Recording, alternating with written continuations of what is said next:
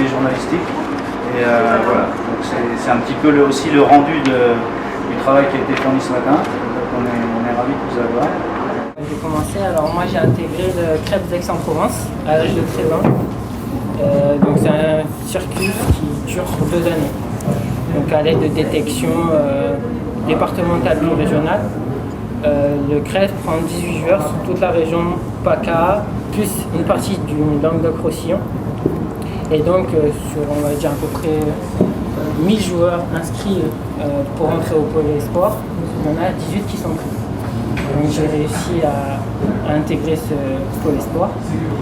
Et puis durant ces 2 années, donc il y a des personnes qui sont en charge du recrutement pour intégrer le centre de formation. Et puis ils m'ont repéré. Tu es arrivé il y a combien de temps? Moi ça va faire ma 3e année à l'OM.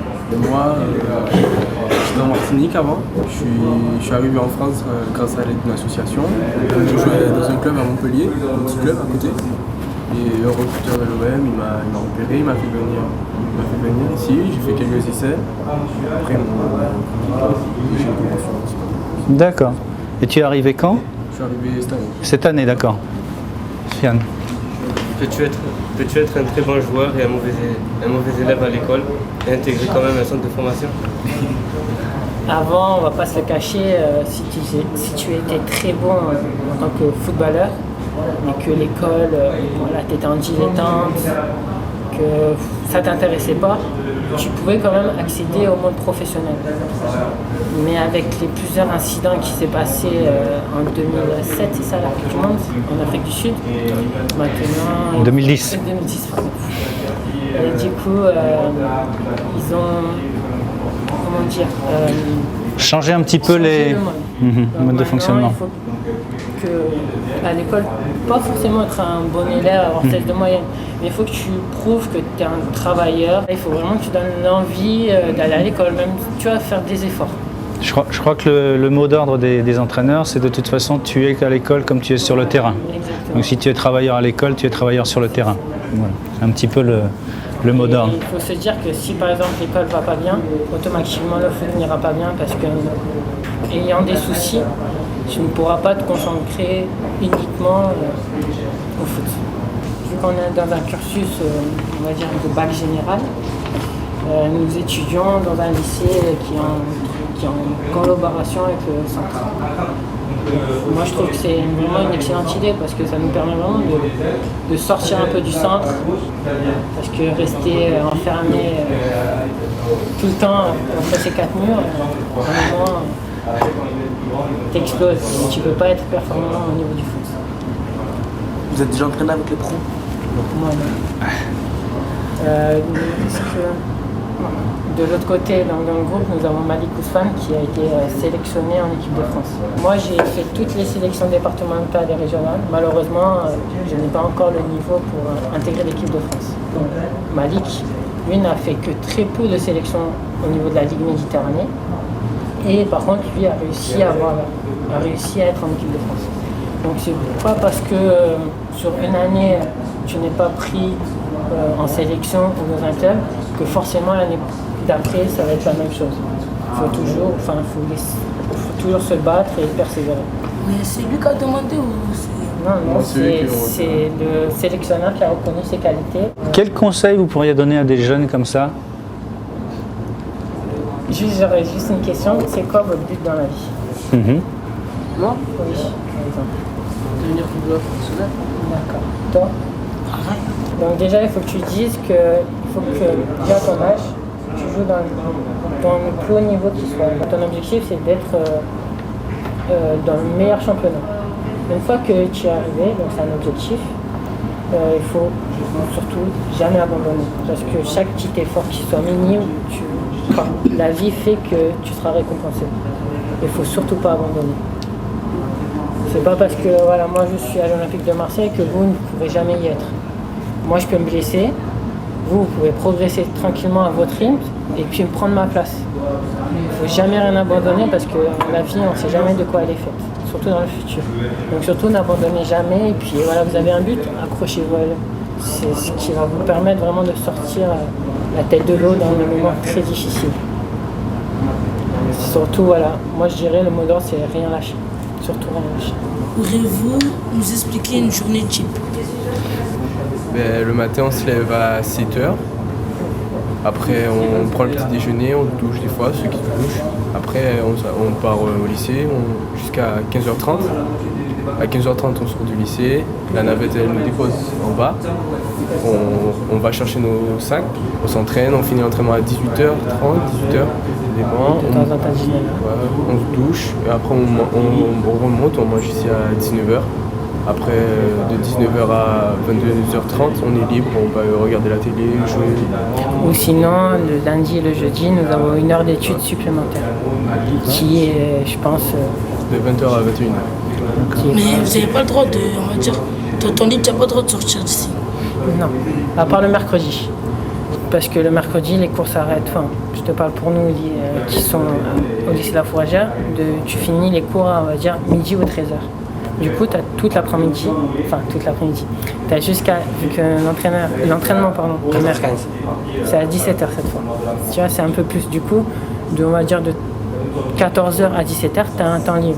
Donc là, tu peux te permettre de sortir à la Valentine, d'aller au Caillol. C'est vraiment voilà, notre petit moment de détente. Après, comme Andy, lui, il reste pratiquement toute l'année au centre de formation. Sur 12 mois, il est 10 mois au centre. Donc t'imagines, il est loin de sa famille, et puis voilà, il est là juste pour sa passion. Et il fait énormément de sacrifices. On fait notre passion, on a des infrastructures de fou. Et puis voilà, vraiment, on vit notre passion. Donc c'est des petits sacrifices, voilà, on ne peut pas voir la famille tout le temps. Il suffit que tes parents soient un peu divorcés, du coup tu vois moins ta mère que ton père. Par exemple, moi je vois mon père tous les 3 mois. Ma mère, je la vois plus fréquemment. Après, ça dépend du type de personnage. Mais c'est vrai que voilà, ça fait des petits sacrifices, on ne peut pas être tout le temps avec ses potes. Avez-vous une hygiène alimentaire particulière? Oui, comme je vous l'ai dit, on ne peut pas manger ce qu'on veut. Des McDo, des Subway, tout ce qui est des trucs comme ça. On n'est pas interdit parce qu'à notre âge, voilà, il y a forcément pendant les vacances, on va au moins manger un McDo. Au moins, c'est logique. Mais voilà, on a des restrictions.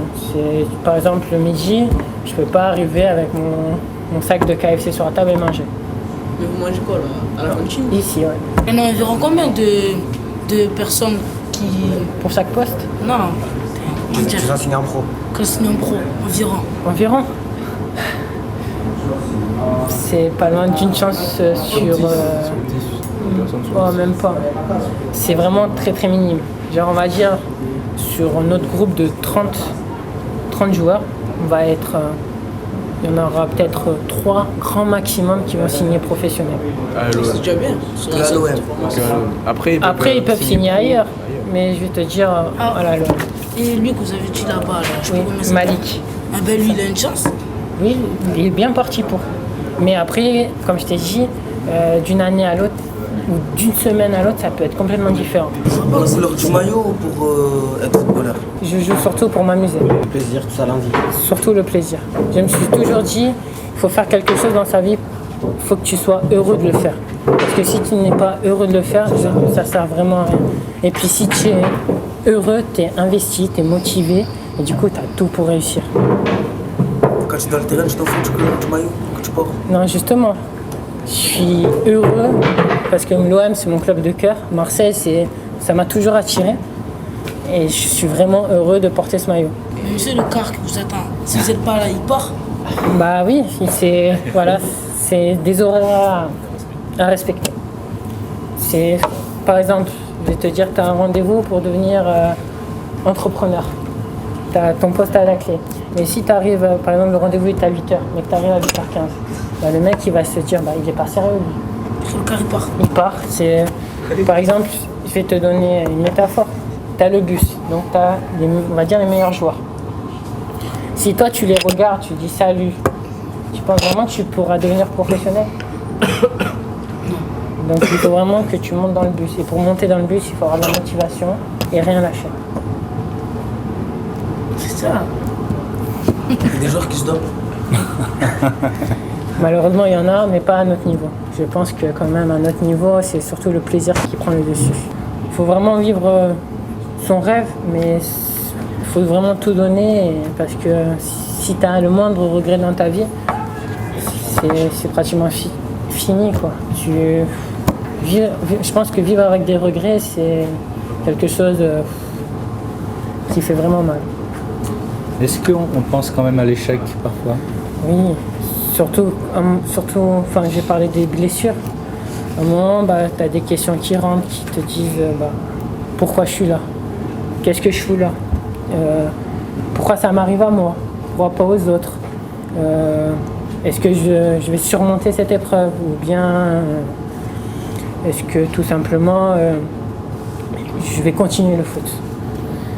Et du coup, c'est une charge supplémentaire. Mais si on arrive à surmonter cette épreuve, quand on reviendra sur un terrain, on sera plus fort. C'est par exemple dans la vie, tu peux prendre des coups bas, tu peux apprendre des mauvaises nouvelles, tu peux apprendre des décès de tes parents, de quelqu'un. Mais si tu te relèves pas, là tu vas sombrer. Mais sombrer totalement. Et ta vie, je pense qu'elle n'aura pas une existence. Alors que si tu as un but, mais si tu lâches vraiment rien dans ces moments-là, si tu vois, on va dire, une étoile, et tu t'accroches à cette étoile, tu te lèveras toujours, tu auras la tête haute. Et tu pourras dire, ça a été dur, mais je l'ai fait. Ou alors, si tu n'as pas réussi à devenir professionnel, par exemple, j'ai tout donné, malheureusement, il y a meilleur que moi, mais j'ai tout donné et j'ai rien à me reprocher, je n'ai aucun regret. Est-ce qu'on a parfois le sentiment, l'impression de passer à côté de sa jeunesse? Oui, c'est sûr qu'à un moment, quand on voit les autres s'amuser, profiter des soirées, rentrer à pas d'heure, vraiment profiter de sa jeunesse, on se dit, nous, on est entre, on va dire, 4 murs. Puis, certes, on fait notre passion, mais on ne peut pas s'amuser dehors du foot. Donc par moments, ça nous traverse l'esprit, mais on revient vite à la raison et se dire qu'on a quand même une grande chance d'être ici et qu'il ne faut surtout pas la gâcher. Parce que je sais, vous m'avez dit que vous voulez devenir professionnel. Ça me heurte. Puis je me dis, si j'abandonne ou si je suis en dilettante, en gros, je ne serai pas franc avec vous. J'aurais l'impression de